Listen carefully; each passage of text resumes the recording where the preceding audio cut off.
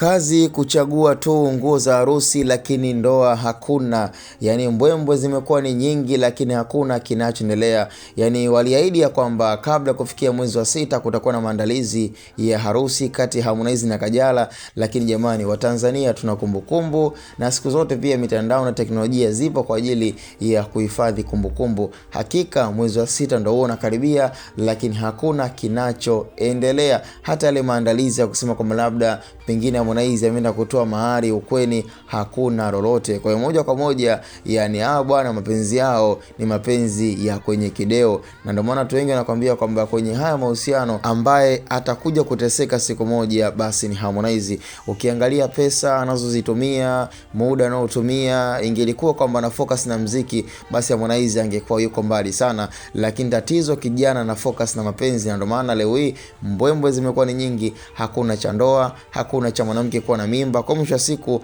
yale maumivu ambayo atakuja kuyapata kesho na keshokutwa wakija kuachana Kajala, yani Kajala ataenjoy na atachukulia ni kawaida sana kwa kuwa walishaachana na ka move on. Kwa hiyo Harmonize ndo mtu ambaye anashindwa kumove na kupiga hatua kwenye mahusiano yake, na ndio maana pia ni miongoni mwa watu ambao tunawaonea sana huruma. Kesho na keshokutwa ikija kutokea yani Harmonize atakuja kupata tabu sana kwenye mahusiano yake kwa kuwa bado anashindwa kumove